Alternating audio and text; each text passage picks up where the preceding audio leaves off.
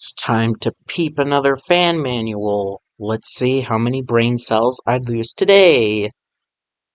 So, this is to the Harbor Breeze Bradbury ceiling fan. So I would have to guess that would be the uh brush nickel one.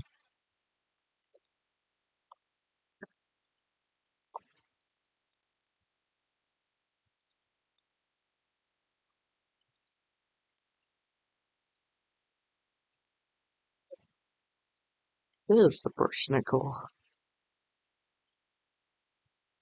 These come in 60 inches and 48 inches.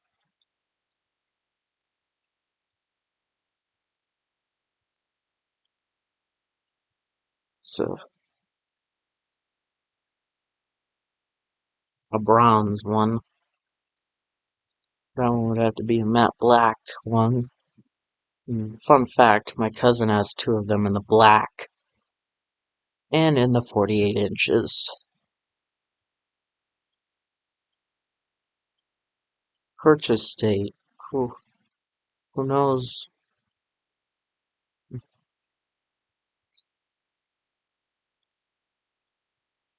Dimmable to 10% with select dimmers.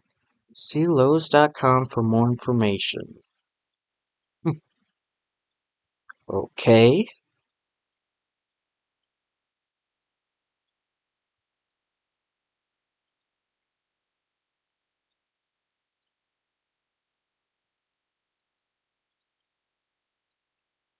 Okay.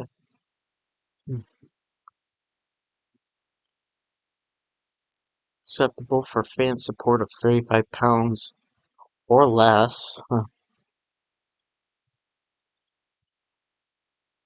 Use a metal box. It doesn't have to be an octagonal electrical box. It just needs something to hold the wires in place. To hold the fan in place, that is. Oh my gosh.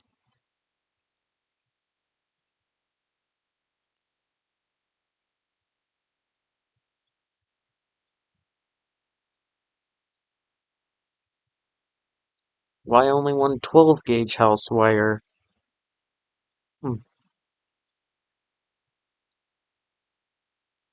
Why is that? Huh.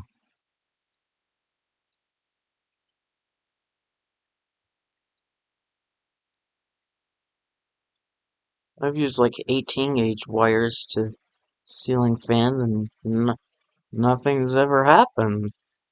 Huh. Ah, there goes some brain cells. I'm not gonna read any of the cautions. I'll look at the package contents.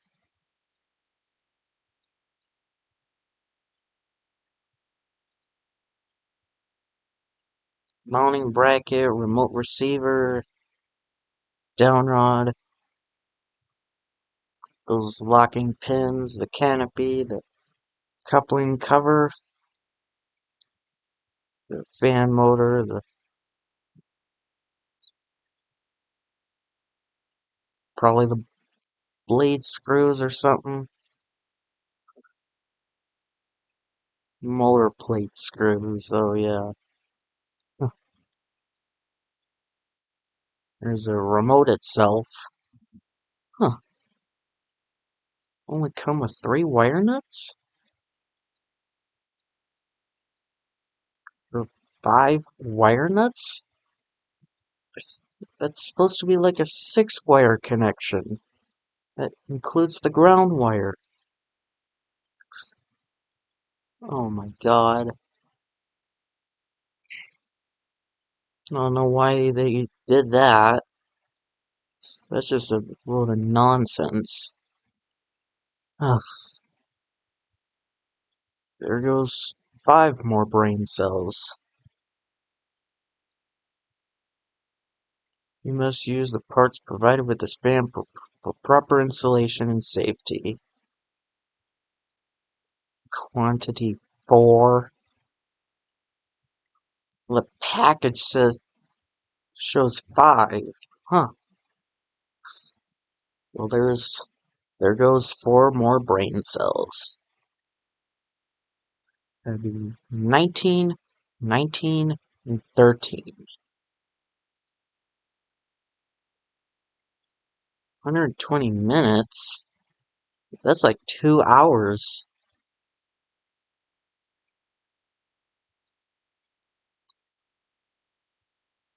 Electrical tape, Phillips screwdriver, pliers, safety glasses, step ladder, and wire strippers, blah blah blah blah. Whatever. Turn off the circuit breaker or fuse and wall switch. I would say like and or wall switch to the fan supply line leads.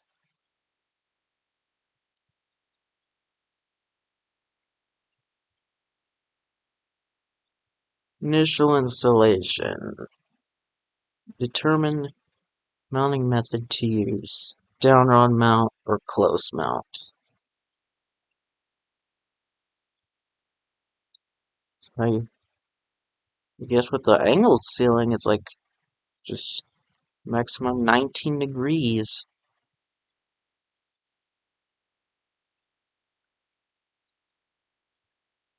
There it is. Close mounted. It's just standard ceiling only.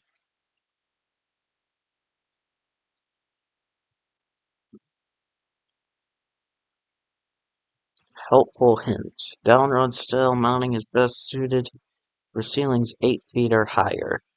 For taller ceilings, you may want to use a longer down rod. Not included. Angle style mounting is best suited for angled or vaulted ceilings. What's even the difference? A longer down rod is sometimes necessary to ensure proper blade clearance. Well, that is a helpful hint. Some good sense for once.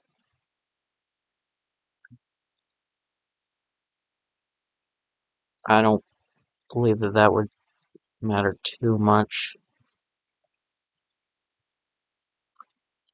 Just a fan would need somehow move the air. But the 7 feet thing is correct. Hmm. Is that really how it is? Huh.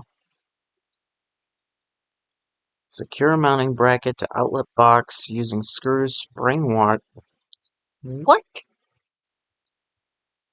Oh my gosh. Spring washers? What are spring washers? That makes no sense. Mhm. Could those be the... Oh my god. I think they are. Oh, I knew I would lose some brain cells. Oh my god, I'm losing even more brain cells. Not good. Hmm.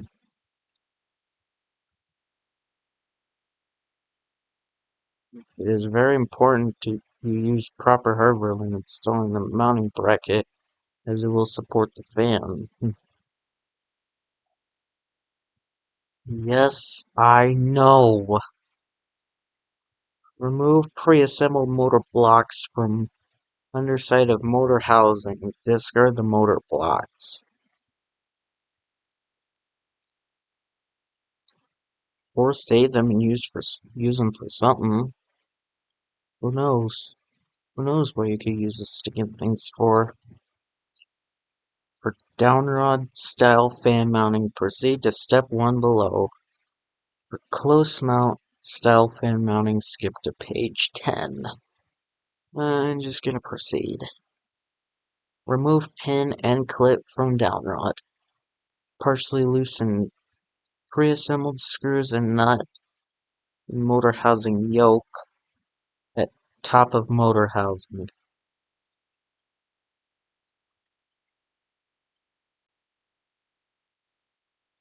Oof. Insert downrod through canopy and yoke cover. Thread wires from motor housing up through downrod. course, that's easy to do. Slip down rod into motor housing yoke. Align holes and reinstall pin and clip. Tighten set screws in motor housing yoke, and then tighten pre-assembled nut on one of the set screws. Yeah, that would stop the down rod from getting loose, from what I've heard of. Then slide yoke cover down until it rests on top of the motor housing. Depending on the length of down rod you use, you may need to cut the lead wires back to simplify the wiring. If you decide to cut back the lead wires, it is suggested you do so in the following manner.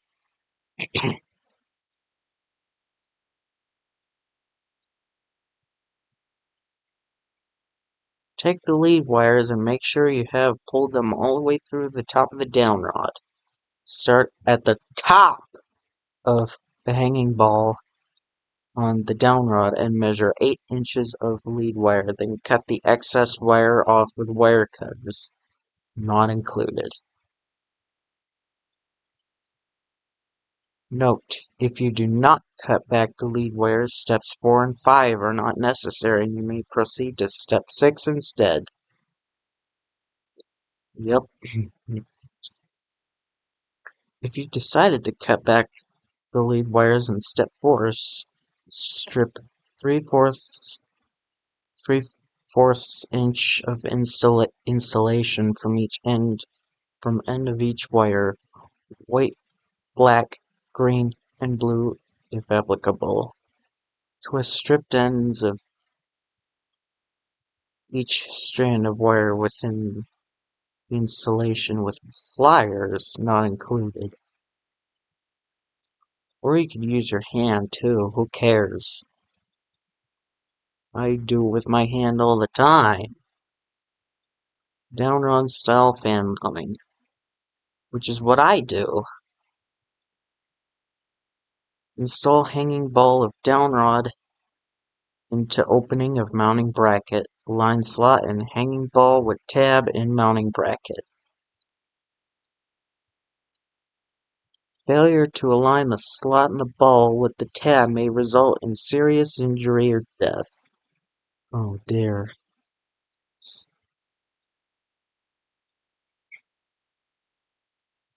Close mount style fan mounting. That is not what I do, and that is not what I like doing. I hate that method of doing it. But if I'm being forced to, then whatever. It's not my fault they want it. They would want it flush mounted. Remove pre-assembled canopy cover from bottom of canopy. To remove canopy cover from canopy, twist canopy cover until 2 small protrusions on the inner lip of the canopy cover align with the 2 notches on the bottom of the canopy. Pull on canopy cover to remove. I don't know if that's a real kind of design, but I could always I could try to look on the e-ripoff and see if it really is. Note: the down rod, yoke cover, and canopy cover are not used in this type of installation. I normally just use the down rod and the yoke cover and the canopy cover, as I like to use the down rod. Okay, let's move on. Remove every other pre-assembled screw, lock washer from top of motor housing. That'd be in a sort of a triangle pattern. Close mount style fan mounting. Pull wires up through hole in the middle of the canopy and attach canopy to motor housing and use 3 previously removed screws lock washers.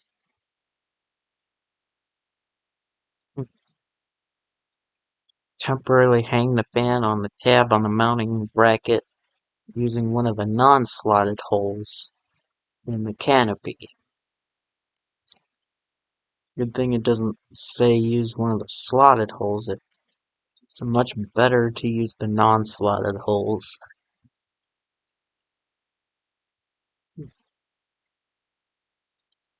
Not gonna read that.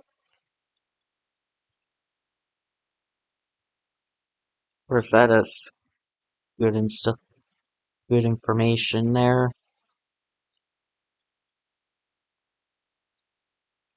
Make the necessary wiring connections for remote control operation as detailed below and in accompanying drawing. What drawing? For each wire connection, use one of the wire connectors from the remote pack, making sure to screw each wire connector on in a clockwise direction. Assistance from another person is recommended for this step. Why? There goes some more brain cells.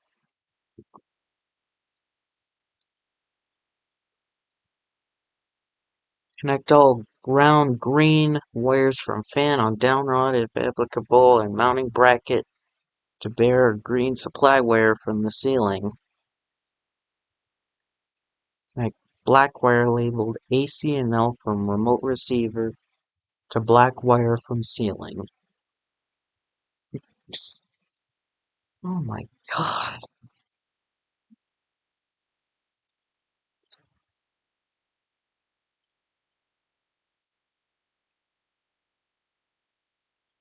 God, that is just, that just looks so hard to understand.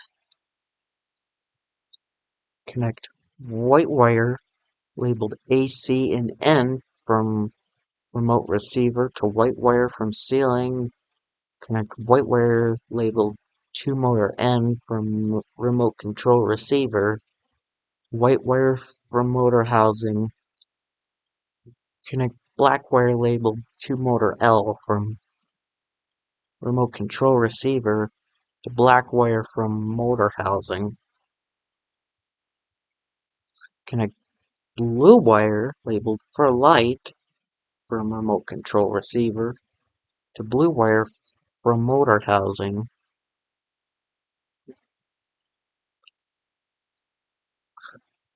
4 of those, really? Oh, what about a bunch of nonsense? Wrap electrical tape around each individual wire connector down to the wire.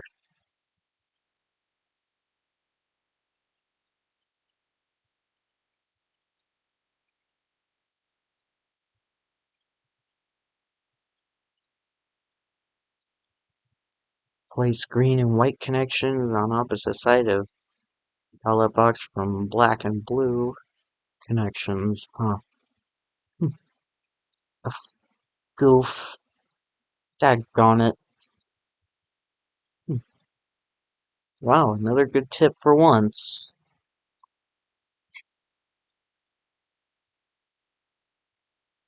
Gently slide the remote control receiver flat side up into mounting bracket. Turn splice tape wires upward and gently push wire connectors into outlet box. Let antenna from remote control receiver hang to the side. And that is, so that's the antenna. I know that. Not for use with solid state fans, whatever those are. What is it? Hmm.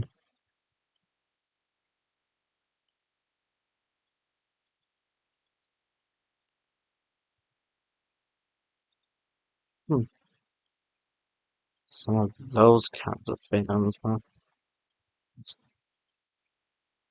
course, I know it's not for those kind of fans. Here for ceiling fans. Electrical rating. 120 volts, 60 hertz, motor amps, 1.25 max. Should you choose to use a different remote control with this fan, it must also meet these same requirements.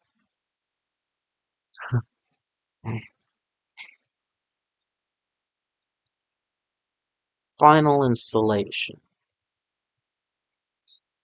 Temporarily lift canopy to mounting bracket to determine which two canopy mounting screws and lock washers and mounting bracket align with slotted holes in the canopy. And partially loosen these two canopy mounting screws and lock washers. Remove the other two canopy mounting screws and lock washers. Now lift canopy to mounting bracket again, aligning slotted holes in canopy with loosened canopy mounting screws and lock washers in mounting bracket. Twist canopy to lock. Reinsert the two canopy mounting screws and lock washers that were just removed and tighten all canopy mounting screws and lock washers securely. I don't know why that mounting bracket on a few pages ago looks so different. Yep. Of course, that's real easy to do. I know that.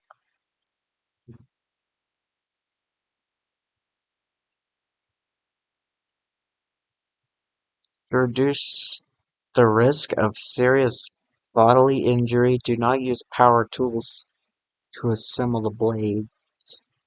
If screws are over-tightened, blades may crack and break. Ugh, not good. Well, stupid. I think me doing this is risk of killing all my brain cells. Well, actually, you can use power tools on these. Screw gun, just use the lowest torque setting, that's all. And hold on to the blade securely and do not over tighten them. That's all. Fiber blade washer, 18 of those. Blade screw, 18 of those. Insert 2 motor screws, lock washers through 1 blade iron. Partially insert 3 blade screws along with 3 fiber washers into holes in blade to attach blade iron to the blade. Then tighten each blade screw, starting with the one in the middle.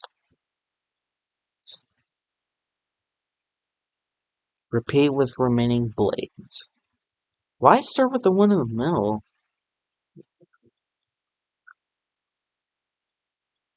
Huh. Pretty sure they'd have those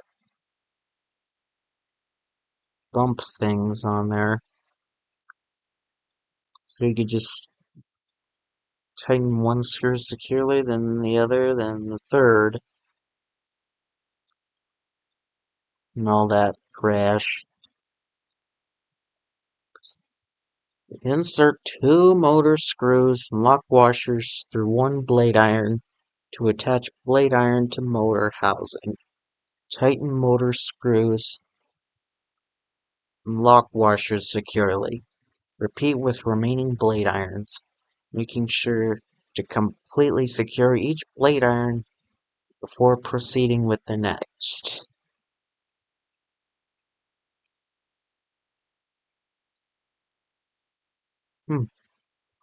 That's very simple to do as well.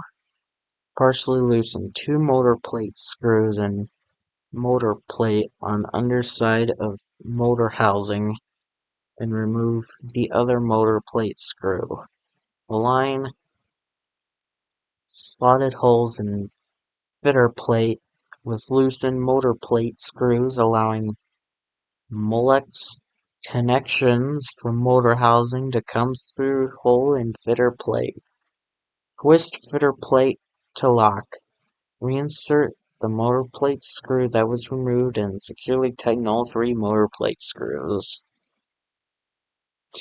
Yeah, I know. That's just real easy to do.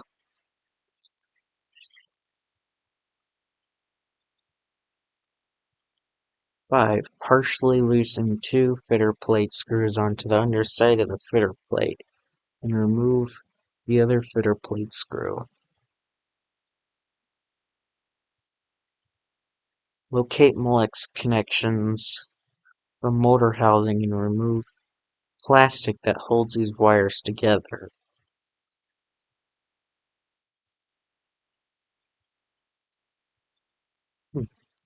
Oh, it's one of those. This is one of those stupid integrated LED lights. I don't really like those because if those go bad, you either have to toss the whole fan or pay a ton of money to the companies to Litex to send in a new light kit. And I'm not doing that. If I ever get one of these, I'll just modify the light kit to have at least a correct size bulb that you can at least replace. Who knows? Maybe I will. Connect white wire from LED light kit to white wire from motor housing. Connect blue wire from LED light kit to blue or black wire from motor housing. Make sure Molex connections are secure. So I guess those would have to be the Molex connections. That's what a lot of the Hampton Bay fans have. Carefully arrange wiring within the fitter plate to ensure wires do not get pinched when attaching the LED light kit. Align slotted holes in LED light kit with loosened fitter plate screws on fitter plate. Twist LED light kit to lock in place. Reinsert the previously removed fitter plate screw and securely tighten all fitter plate screws.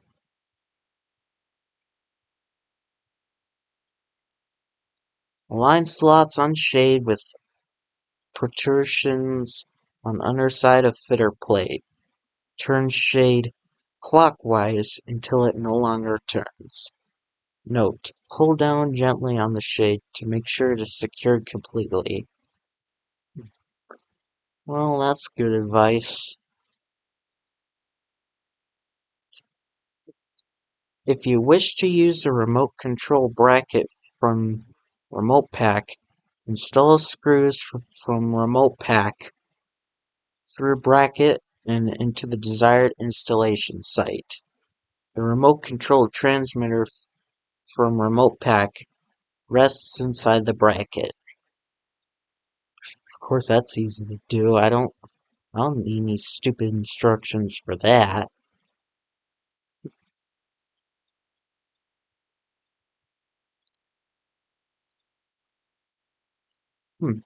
Caution: the remote control transmitter can be programmed to multiple receivers or fans.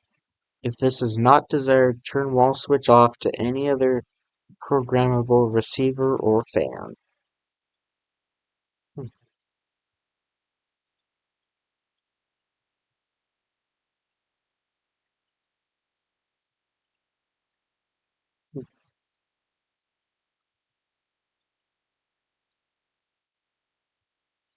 I'll just skip over to here. Remove protective covering from battery in remote pack. Discard protective covering. Remove battery cover from Becker remote control transmitter in remote pack. Install battery from remote pack with positive end towards top of the remote control transmitter. Battery is to be inserted with the correct polarity. Replace battery cover on remote control transmitter. Choking hazard. Not good. Small parts keep battery away from children. Yeah, definitely. So battery is not rechargeable. Remove battery with low or no charge and dispose of it properly.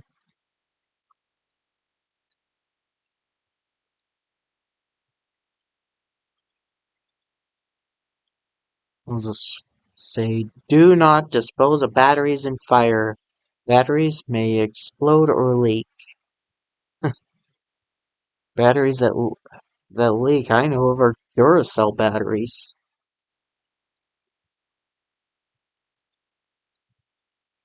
Operating instructions. Restore electrical power.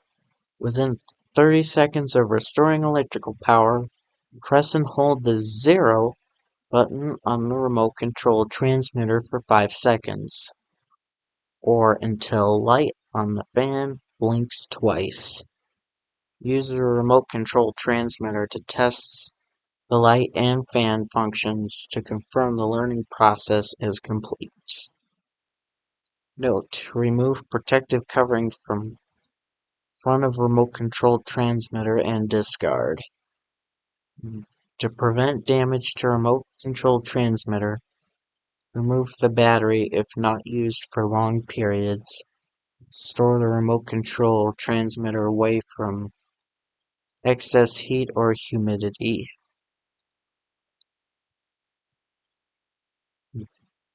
Yeah, okay. Operation buttons on the panel of the remote control transmitter. 3 for high speed, 2 for medium speed, 1 for low speed, 0 to turn it off, and the light bulb turns the light on or off. Tap the light bulb button quickly to turn lights off or on. Hold the light bulb button down to increase or decrease lights.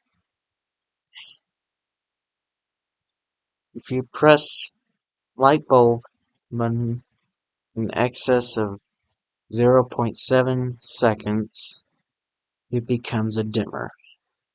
The lights vary cyclically in 8 seconds.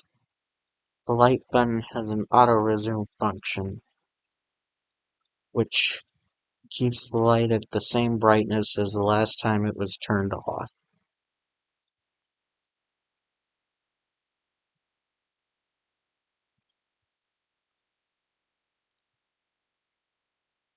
Use the fan reverse switch located on top of the motor housing to optimize the fan for seasonal performance. A ceiling fan will allow you to raise your thermostat setting in the summer and lower your thermostat setting in the winter without feeling a difference in your comfort. Turn fan off at wall switch and let blades come to a complete stop before manually activating the reverse switch. Well, that is a good idea for what this kind of situation is, as the reverse switch is more higher up than the fan blades. Usually the reverse switch on most common types of ceiling fans are like at the bottom of the fan.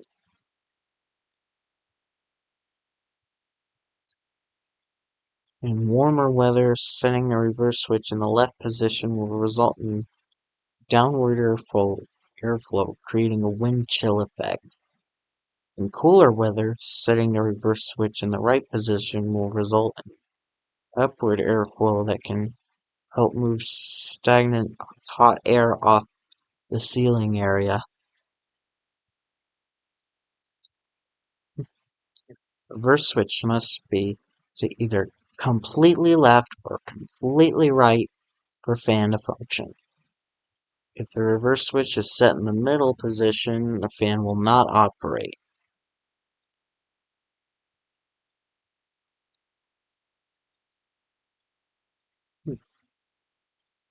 Total wattage for the LED light kit on this fan is 18 watts. Do not attempt to replace the LEDs. Okay. I don't really feel like reading any of that. Well,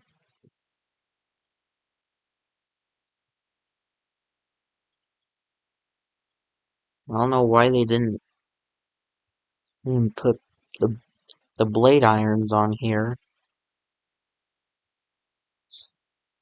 That's kind of stupid.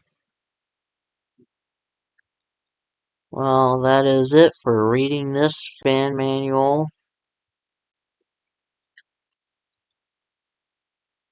I am going to end the video from right here, so goodbye.